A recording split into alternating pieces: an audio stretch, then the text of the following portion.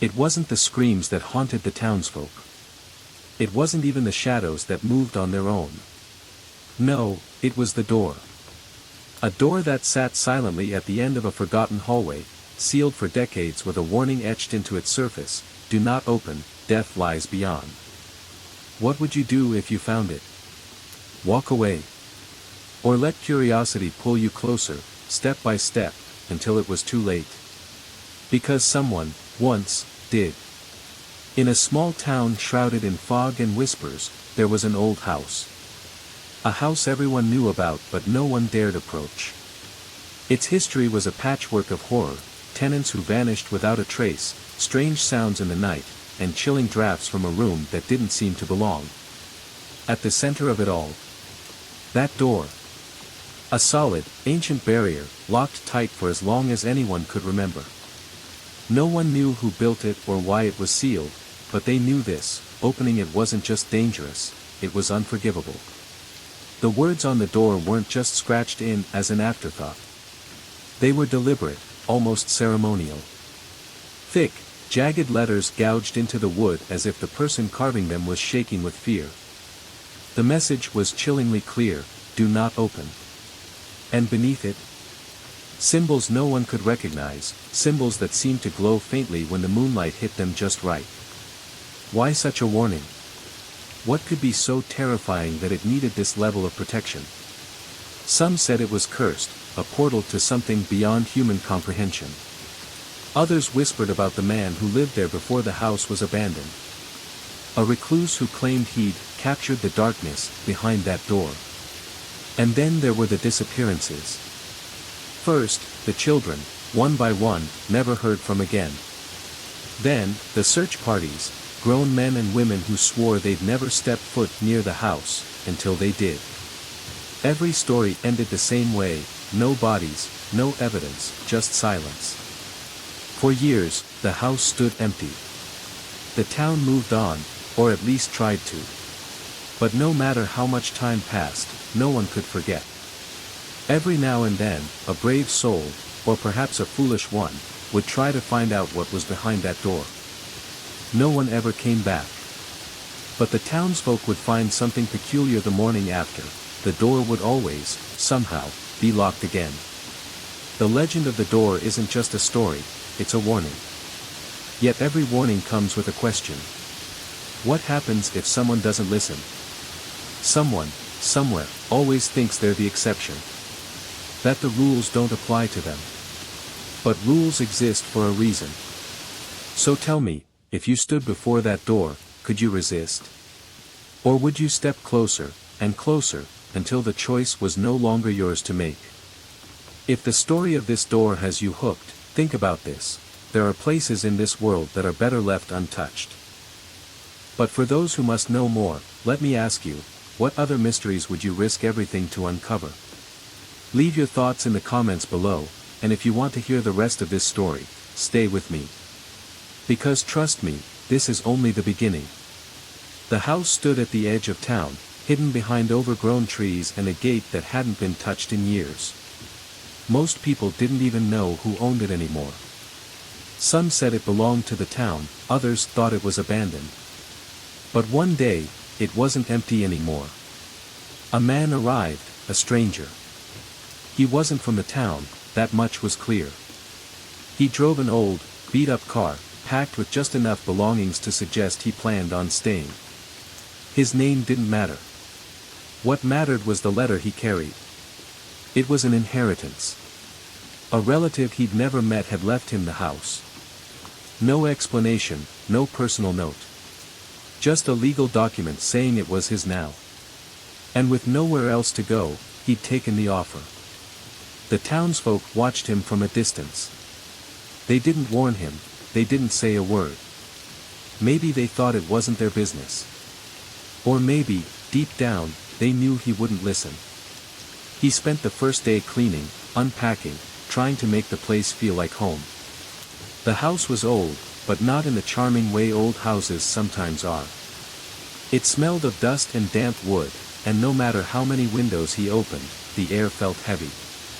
But it wasn't the air that bothered him the most. It was the silence. At first, he thought it was the isolation. After all, the nearest neighbor was miles away. But this was different. It wasn't the absence of sound, it was something else. A pressure, like the house itself was holding its breath. He told himself he was imagining things. Moving into a new place was stressful, especially one like this. But then he found the door. It was in the basement. He'd gone down there to check the circuit box after the lights flickered for the third time that evening. He hadn't expected much, just an old, musty basement filled with cobwebs and forgotten junk. But as he moved his flashlight across the room, the beam stopped. There it was. At first glance, it didn't seem out of place. Just an old wooden door, no different from the others in the house. But the closer he looked, the stranger it seemed. The wood wasn't the same as the rest of the house. It was darker, almost black, and the grain swirled in unnatural patterns. And then there were the carvings. He crouched down, running his fingers over the words etched into the surface, "Do not open, death lies beyond." His first thought was that it was some kind of joke. Maybe his mysterious relative had a dark sense of humor. Or maybe the previous owner was trying to scare off trespassers. But as he stared at the door, he couldn't shake the feeling that it wasn't meant to be funny. The longer he stood there, the more uneasy he felt. It wasn't fear, not exactly. It was more like awareness. The kind you feel when you're being watched. He stepped back, shaking his head. "It's just a door," he muttered, his voice louder than he intended. It echoed off the basement walls, and for a moment, he thought he heard something echo back. But that was impossible. He turned off the flashlight and went back upstairs, determined to forget about the door. But it wasn't that simple. That night, as he lay in bed, he couldn't stop thinking about it. The words. The carvings. The weight of the air in the basement. And then the knocking started. It was soft at first, barely audible. He thought it might be the house settling or an animal outside. But as the hours passed, it grew louder. It wasn't coming from the front door. Or the back door. It was coming from below. The basement. He sat up, his heart pounding. "It's just in your head," he whispered to himself. But deep down, he knew it wasn't. Grabbing a flashlight, he made his way downstairs. His footsteps echoed in the silence, each one heavier than the last. When he reached the basement door, he paused. The knocking had stopped. He opened the door and shined his flashlight into the darkness. The room was empty, just as he'd left it. But the uneasy feeling was stronger now, almost suffocating. And then he saw it. The door. It was open. What do you think he should do? Should he run? Should he investigate? What would you do if you were standing there, staring into that open door? Let me know in the comments, because trust me, this is only the beginning of what he's about to face. The door was open. It wasn't ajar or cracked just enough to see through, it was wide open. The darkness behind it was thick, swallowing the beam of his flashlight like it was nothing. He stood there, frozen, trying to convince himself he was mistaken. He knew he had left it closed. The carvings, the warning, they were impossible to forget. And yet, here it was. His first instinct was to shut it, lock it, and walk away. But something stopped him. It wasn't curiosity, not exactly. It was a pull, a feeling deep in his chest, as if the darkness was waiting for him. He stepped closer, the air growing colder with every inch. It wasn't a natural cold, it felt alive, pressing against his skin like icy hands. His flashlight flickered, and for a moment, he considered turning back. But then he heard it. A voice, soft and distant, coming from the darkness. He couldn't make out the words, but it sounded like a child, or maybe a woman. It wasn't pleading or screaming, it was calling. "Hello?" he whispered, his voice barely audible over the pounding of his heart. The voice didn't answer. It only repeated the same haunting melody, a sound that felt like it was burrowing into his mind. He stepped closer, one shaky foot after another, until he was standing right in front of the doorway. The carvings on the frame seemed to shimmer in the faint light, as though warning him one last time. "Don't," his mind screamed. But his body didn't listen. The moment he crossed the threshold, everything changed. The air inside was different, heavier, colder, and so silent it was deafening. He could feel it pressing against his ears, making his breathing sound impossibly loud. His flashlight barely lit the space ahead of him, but he could see enough to know this wasn't a normal room. The walls were smooth, almost polished, and the floor seemed to stretch endlessly into the blackness. And then there was the smell, sharp and metallic, like rusted iron mixed with something sweet and sickly. It made his stomach churn, but he couldn't turn back now. He walked further, his footsteps muffled by the oppressive silence.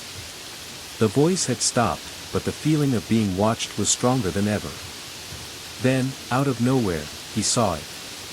A single object in the middle of the room, a chair. It was old and wooden, but something about it felt wrong. The way it was positioned, angled slightly toward him as if waiting. As he approached, his flashlight flickered again, and for a moment, he thought he saw something move in the corner of his eye. He whipped the beam around, but there was nothing, just endless shadows. But when he turned back to the chair, something was different. It wasn't empty anymore. A figure sat there, shrouded in darkness, its face obscured. It didn't move, didn't breathe, but he could feel its eyes on him, piercing through the shadows. "Who are you?" he whispered, his voice cracking. It was old and wooden, but something about it felt wrong. The way it was positioned, angled slightly toward him as if waiting. As he approached, his flashlight flickered again, and for a moment, he thought he saw something move in the corner of his eye. He whipped the beam around, but there was nothing, just endless shadows. But when he turned back to the chair, something was different. It wasn't empty anymore. A figure sat there, shrouded in darkness, its face obscured. It didn't move, didn't breathe, but he could feel its eyes on him, piercing through the shadows. "Who are you?" he whispered, his voice cracking.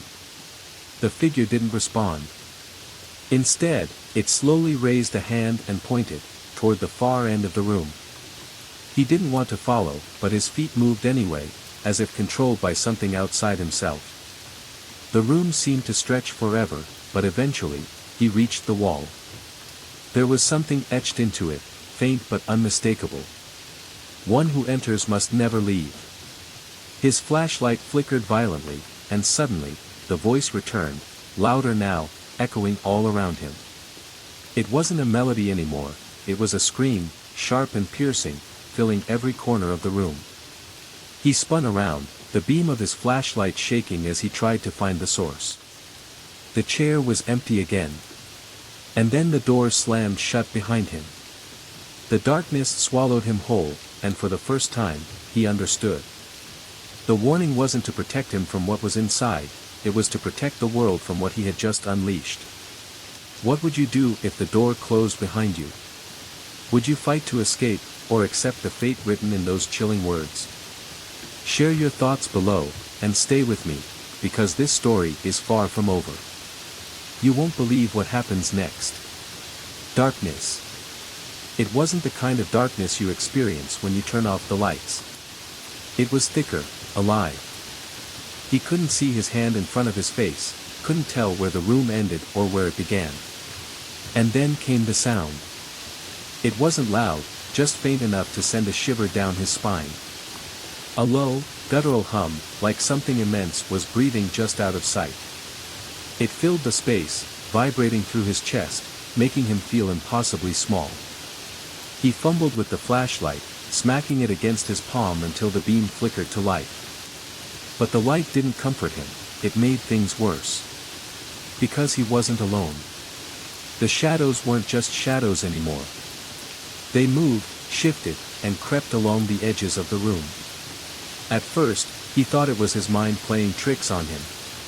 But then he saw it, a figure, just at the edge of the light. It was tall, impossibly thin, its limbs stretched like they were never meant to fit a human frame. It didn't move like a person. It jerked forward, stopping just before the light could touch it, as if the beam was a boundary it couldn't cross. And then it stopped. He held his breath, his heart pounding so hard it felt like it might burst. The figure tilted its head, as though studying him, and then it smiled. The grin stretched unnaturally wide, teeth too many and too sharp, gleaming even in the dim light. "Why are you here?" a voice rasped. It wasn't his voice. It wasn't even a voice he could place. It sounded like it came from everywhere and nowhere at once, each word dripping with malice.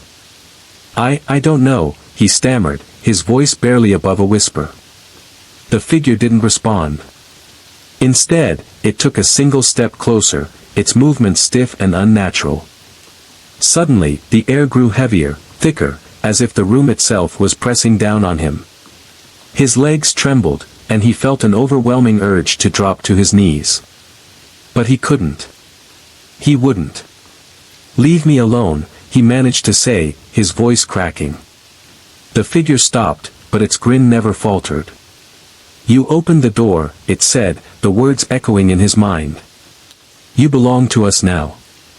The light from his flashlight began to flicker again, and in the brief flashes, he saw them, more figures, emerging from the shadows. They were everywhere, their grotesque forms filling the space, their hollow eyes fixed on him. They didn't speak, but he could feel their thoughts, a torrent of whispers invading his mind. "Stay. Join us. You'll never leave." He backed away, his breath coming in short, panicked gasps. He didn't know where he was going, there was no escape, no direction that felt safe. And then he felt it. Something brushed against his back, cold and clammy, sending a jolt of terror through him. He spun around, the flashlight beam swinging wildly, but there was nothing there. Or at least, nothing he could see. The whispers grew louder, more insistent. The figures edged closer, their movements synchronized, like predators circling their prey. He realized then that the door wasn't just a passage, it was a trap. A lure for the curious, the desperate, the foolish. And he had fallen right into it. Desperate, he tried to focus. There had to be a way out, a way to survive. The warning on the wall flashed in his mind, one who enters must never leave. But why? Why couldn't they leave? What held them here? His eyes darted around the room, searching for anything, a clue, a sign, a weakness. That's when he noticed it, the carvings on the walls. They were faint, barely visible, but they seemed to pulse faintly in the dark, like veins carrying some malevolent energy. The symbols were similar to the ones on the door, but these felt different. He stepped closer, ignoring the figures closing in around him. He ran his fingers over the carvings, the grooves deep and jagged, as though they'd been scratched in a frenzy. And then he felt it, a spark, a flicker of warmth beneath his touch. The figures recoiled, their movements frantic and uncoordinated. The whispers turned to screams, piercing and chaotic, as if they were in pain. For a moment, he felt hope. Whatever the symbols were, they seemed to hold some kind of power. But the warmth faded as quickly as it came, and the darkness surged forward, stronger than before. A single thought filled his mind, not his own but planted there by something ancient and cruel. You cannot win. Do you think he's found the key to escaping, or has he just angered the forces inside? What would you do if the walls themselves held the only clue to survival? Share your thoughts below, and keep watching, because the real nightmare hasn't even begun. The warmth he felt beneath his fingers had vanished, but the carvings left an imprint, a faint glimmer of hope in a sea of terror. The figures in the shadows were still there, pacing, waiting. Their hollow stares seemed to burn into him, but they didn't move closer. Not yet. He turned his focus back to the symbols on the walls. They were crude, jagged, like they'd been scratched in desperation, but there was a rhythm to them, a pattern. He traced the grooves again, this time more deliberately, hoping to feel that warmth return. Nothing. Behind him, the whispers began to rise again, low and guttural at first but growing sharper, angrier. The figures were getting restless. He needed to think. The words on the wall, "One who enters must never leave," echoed in his mind. But why? What was it about this place that held them here? He glanced back at the carvings. They weren't random. Each symbol seemed to connect, forming a larger image. It was like a puzzle, and something told him the answer was right in front of him. But he didn't have time. The darkness behind him began to shift, the figures creeping closer, their movements slow and deliberate. The oppressive silence was shattered by a sound that made his blood run cold. Laughter. It wasn't the laughter of a person, it was something else, inhuman, distorted, like nails on a chalkboard mixed with the screech of metal grinding against stone. It came from everywhere, echoing off the walls, making it impossible to tell where it originated. "Focus," he whispered to himself, his voice trembling. He stepped back from the wall, the flashlight shaking in his hand. As the beam swept across the room, he caught a glimpse of something, a faint outline in the floor. It was a circle, barely visible, etched into the stone. Inside it were more symbols, identical to the ones on the walls. The realization hit him like a punch to the gut. This wasn't just a room, it was a trap. The circle wasn't a design choice, it was a barrier. It wasn't keeping him in, it was keeping them out. The figures hesitated, their movements erratic, like they were testing the limits of the invisible boundary. The laughter stopped abruptly, replaced by a single, chilling word. "Run." His instinct screamed at him to obey, but he couldn't. Something about the voice felt wrong, like it was a command meant to lead him straight into danger. Instead, he turned his focus back to the carvings, frantically trying to piece together their meaning. The symbols weren't just warnings, they were instructions.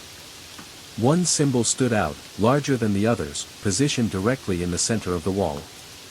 It looked like an eye, but not human. The lines around it spiraled outward, connecting to the other symbols like veins branching from a heart. He placed his hand over the symbol, hoping to feel that spark of warmth again. This time, he pressed harder, digging his fingers into the grooves. And then it happened. The warmth returned, stronger now, spreading through his hand and into his arm. The carvings began to glow, faint at first but growing brighter with each passing second. The figures shrieked, their forms twisting and contorting in the light. They retreated into the shadows, their hollow eyes filled with rage. For a moment, he felt relief. But it didn't last. The glowing stopped, the warmth fading as quickly as it had come. The darkness surged forward, more powerful than before, swallowing the light like a predator devouring its prey. The figures returned, angrier now, their movements frantic and violent. The circle on the floor began to crack, faint lines spreading outward like spiderwebs. He backed away, his mind racing. The symbols had worked, but only briefly. There had to be something he'd missed. And then he saw it, a second door, hidden behind the carvings.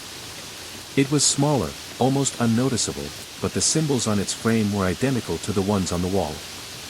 He had no idea where it led, but staying here wasn't an option. He reached for the door, his hands trembling as he gripped the handle. The figures shrieked louder, their distorted forms rushing toward him as the cracks in the circle grew wider. With a surge of adrenaline, he yanked the door open and stepped through, slamming it shut behind him. The silence returned, but it wasn't comforting. It was the kind of silence that felt like the calm before a storm. He turned to face the room he'd entered, his breath catching in his throat. This wasn't an escape. It was something worse. If you thought the first door was terrifying, wait until you see what's behind this one. What do you think he'll face next? Let me know in the comments, and keep watching, because the true horror is just beginning.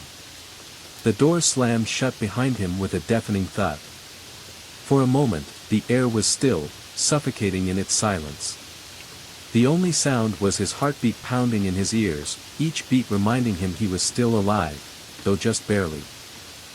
He pressed his back against the door, gripping the flashlight tightly, its beam trembling as it cut through the pitch-black void in front of him. This new space was different from the first room. It felt wrong. The air was heavier, tinged with a metallic taste, and the smell, rotting wood, damp earth, and something sharper, something rancid, was almost unbearable. And then came the sound. A faint scratching, like nails dragging against stone, echoed from somewhere ahead. It wasn't constant, just intermittent enough to set his nerves on edge. The beam of his flashlight fell on the floor, revealing a path, a trail of scratch marks, deep grooves carved into the stone as though something had been dragged along it. The marks twisted and turned, disappearing into the darkness. He hesitated. Every instinct screamed at him to turn back, but there was no going back. Not now. He took a cautious step forward, the sound of his footfalls swallowed by the oppressive silence. The air seemed to grow colder with each step, his breath visible now in pale clouds that dissipated quickly into the dark. The scratching grew louder. The trail of grooves led him to a massive archway carved into the wall. Unlike the first door, this one wasn't hidden. It loomed ahead, its frame adorned with symbols far more intricate than the ones in the first room. These weren't crude or jagged. They were precise, deliberate, almost elegant in their craftsmanship. But they pulsed faintly, as if alive, and just looking at them made his skin crawl. He didn't want to touch the door. He didn't want to be near it. But the scratching behind him was closer now, and it wasn't alone. He turned, his flashlight beam slicing through the dark. Shadows danced on the edges of the light, shapes too quick and too vague to make out, but they were there, watching, waiting. And then he saw it. Something crawled into the edge of the beam, dragging itself across the ground. Its limbs were long and spindly, each finger ending in a sharp point that gouged the stone as it moved. Its face, or what passed for one, was a grotesque blend of features, its hollow eyes fixed on him with an intensity that made his stomach churn. It hissed, a sound so guttural it felt like it came from deep within its twisted form. Behind it, more shapes emerged, their forms just as horrifying, their movements synchronized like a swarm of insects. He turned back to the door, his hands trembling as he reached for the handle. The symbols on the frame began to glow as soon as he touched it, their light spilling into the darkness and forcing the creatures to retreat. But they didn't leave. They hovered just beyond the reach of the light, their hollow eyes burning with fury. He pulled the door open, the light from the symbols intensifying until it was almost blinding. For a brief moment, he felt safe. But then he stepped through. The world beyond the door was chaos. The ground beneath his feet felt unstable, shifting like sand but hard like stone. The air was filled with a low hum, almost imperceptible but persistent enough to set his teeth on edge. And the space, it wasn't a room. It wasn't even a place he could describe. It stretched infinitely in all directions, the edges of his vision blurring into nothingness. In the distance, faint lights flickered, their glow casting long, twisting shadows that danced like living things. He took a cautious step forward, his breath catching as the ground shifted beneath him. The flashlight flickered, and for a moment, he thought it would go out. The hum grew louder. It was coming from the lights in the distance, each one pulsating in time with the sound. He didn't want to approach them, but the alternative, staying where he was worse. He walked toward the lights, each step feeling heavier, as though the air itself was trying to hold him back. As he got closer, he realized they weren't lights at all. They were eyes. Dozens of them, suspended in the air, their gaze fixed on him. They blinked in unison, the sound sharp and unnatural, like the snap of a twig. The hum turned into whispers, overlapping and chaotic, each voice speaking in a language he couldn't understand. But the intent was clear. They were calling him forward. What lies beyond those glowing eyes? Are they guardians, or do they conceal something far worse? Share your theories below, and stay tuned, because the answers will change everything. The eyes blinked. Dozens of them, suspended in the thick, oppressive air. Their gaze never wavered, each pair of eyes staring at him with an unblinking intensity that felt like a weight pressing down on his chest. The hum, that eerie sound from before, now thrummed louder, vibrating through the ground beneath him. The eyes blinked again, one by one, in perfect unison. It was as if they were signaling to one another, as if the air itself was alive, watching him, waiting for something. A shiver ran down his spine, his body frozen in place, his breath shallow. Every instinct screamed at him to turn and run, but his feet wouldn't move. The whispers were louder now, swirling around him in a language he didn't understand. Each syllable felt like it burrowed into his mind, making him feel like he was losing control of his thoughts. Come closer. The voice, clear and chilling, was not spoken aloud. It was in his mind, echoing through his very soul. He could feel it pressing on him, urging him forward. His legs moved before he had a chance to stop them. One step. Then another. Each step felt like he was walking deeper into the heart of the unknown. The eyes blinked again, and with every blink, the whispers grew louder, more insistent. He was drawn to them, unable to fight the pull, as though they were pulling him into their grasp. The warmth from the earlier symbols had long since faded, leaving him feeling cold and vulnerable. But as he moved closer, the room, or whatever this place was, seemed to shift. The ground beneath him no longer felt solid. It was like walking on something fluid, something that was constantly changing, folding beneath him. He reached out instinctively, as if to steady himself, but there was nothing there. No walls. No floor. Just the eyes. And then, he felt it. A presence. It was faint at first, like a whisper in the back of his mind, but it quickly became overwhelming. The air thickened, and a sudden cold gripped him. His breath came in ragged gasps, his vision narrowing. The eyes weren't just looking at him now. They were inside him, burrowing into his mind, digging into his thoughts. You should not have come. The words weren't just a warning, they were an accusation. They resonated deep within him, pulling at something primal. Something old. Something he couldn't explain. The ground beneath him seemed to move, and he stumbled, catching himself on the air that didn't exist. He forced his eyes away from the glowing orbs, focusing on the space around him. The air shimmered, and with it, the shadows seemed to twist, shifting like something alive. The whispers grew to a crescendo, louder and more desperate, as if something was stirring just beyond his reach. The eyes blinked again, and this time, a shadow moved between them. It was not a creature, not exactly. It was a figure, tall and indistinct, like a silhouette caught in the wrong dimension. The shadow shifted, and as it did, the eyes blinked again, this time faster, in a frenzied, chaotic rhythm. The hum turned into a screeching wail, so sharp it felt like it was piercing his skull. He could feel the pressure mounting, his mind, his body, everything feeling like it was on the edge of breaking. The shadow moved closer, its form becoming clearer.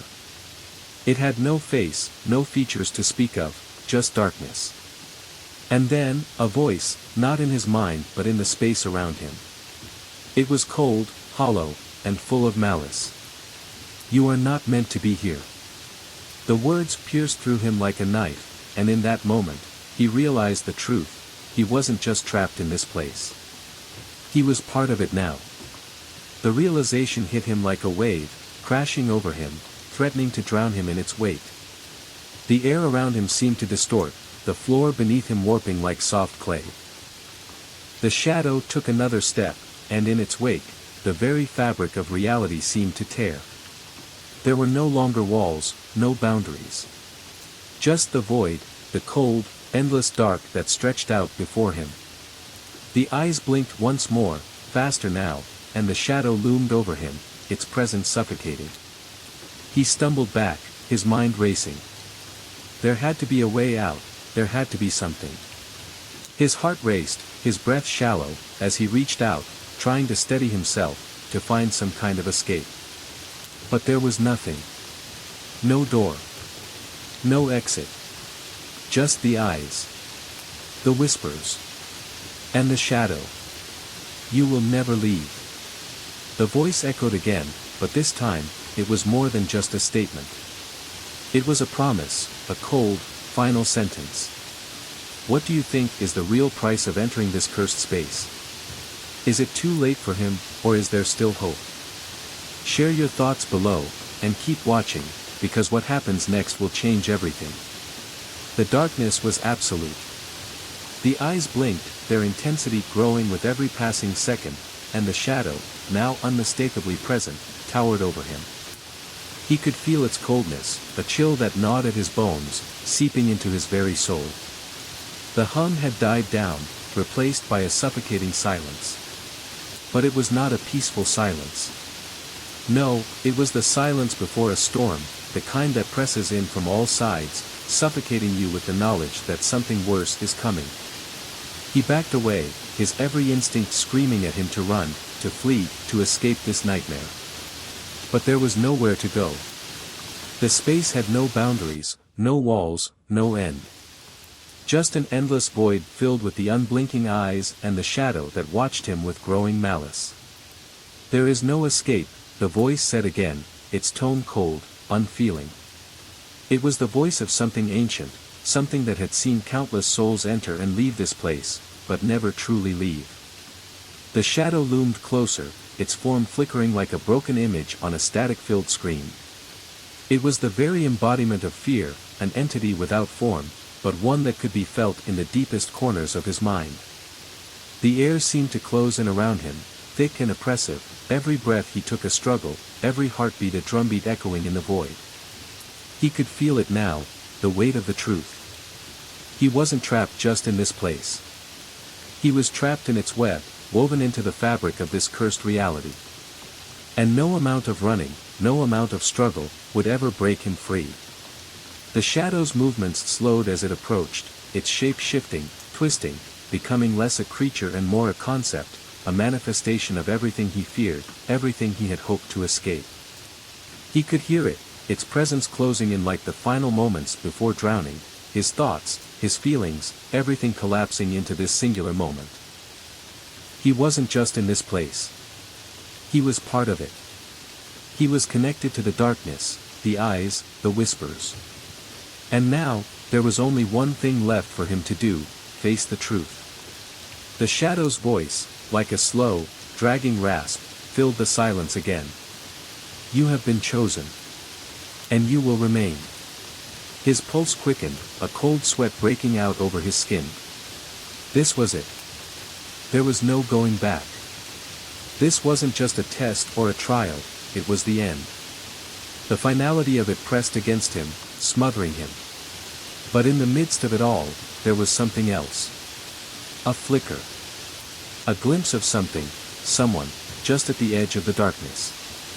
He blinked, shaking his head, trying to clear his vision, but when he looked again, the figure was there. A faint silhouette, but different from the shadows surrounding him. This figure stood taller, not hunched or contorted like the others, but upright, almost regal in its presence. Its eyes, two glowing orbs, locked onto his with an intense, unyielding gaze. The figure spoke, its voice clear and steady, cutting through the tension that had built up around him. You can still choose. The words seemed to reverberate through him, like a wave crashing against the shore. His heart raced as he processed what it meant. Choose. Choose what? The shadow halted, seemingly frozen in place. The eyes blinked in unison, their gaze now not so much malevolent as curious, watching the interaction unfold. The figure stepped closer, its form solidifying as it moved, the air around it vibrating with energy. It extended a hand toward him, not threatening, but inviting, offering a choice he hadn't known was possible.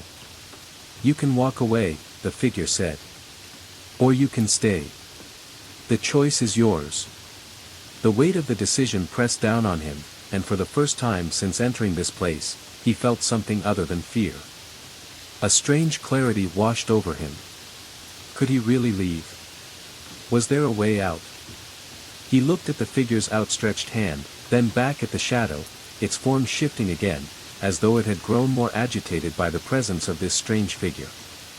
The eyes flickered, almost in sync with the shadow's movements. He understood now. The choice wasn't just about whether to leave or stay. It was about his place in this world, in this cursed reality.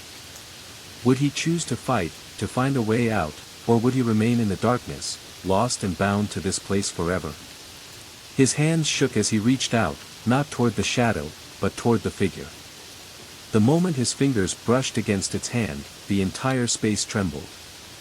The eyes blinked one last time, their cold gaze never leaving him. The shadow seemed to scream, its shape writhing in agony, as if it were being torn apart by the very light of the figure's presence. What do you think happened after he made his choice?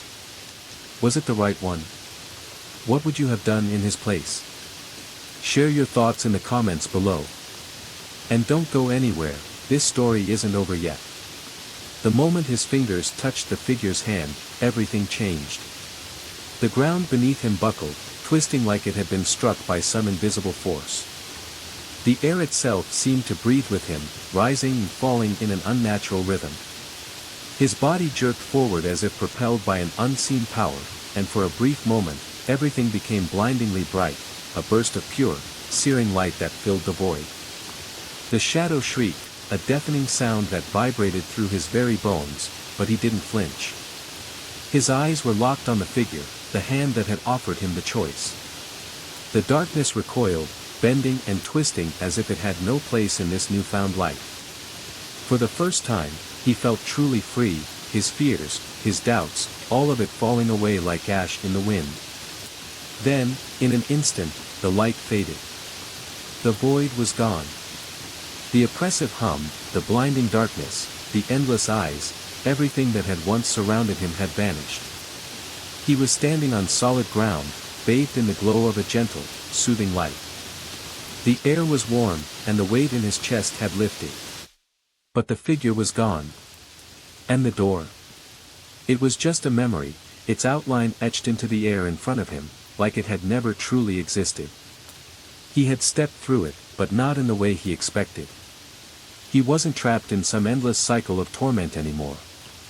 He was free. Yet, even as the world around him began to take shape again, there was one thought that haunted him. What had he left behind? The shadow, the eyes, the endless whispers, they were still out there, somewhere. Watching, waiting. But now, it wasn't about the fear. It was about the choice he had made. The price of freedom is never without its cost, the voice echoed in his mind, that same voice he had heard from the figure. But this time, it wasn't threatening, it was understanding. A calm acceptance of what had been, and what had been left behind. He wasn't the same person anymore. The fear, the uncertainty, it was gone. But the door that should never open, had changed him. He had faced the darkness, stared into it, and had chosen to walk away. But the memory would linger, forever. The door would remain. For others. For anyone who was willing to face what lay behind it. And for him, there would be no turning back. But maybe, just maybe, that was the only way to truly leave the past behind. What would you have done if you were in his shoes? Would you have faced the darkness, or would you have run? The choice is yours. Share your thoughts below, and if this story kept you on the edge of your seat, don't miss the next chapter. Because sometimes, the true cost of freedom is a story that never really ends.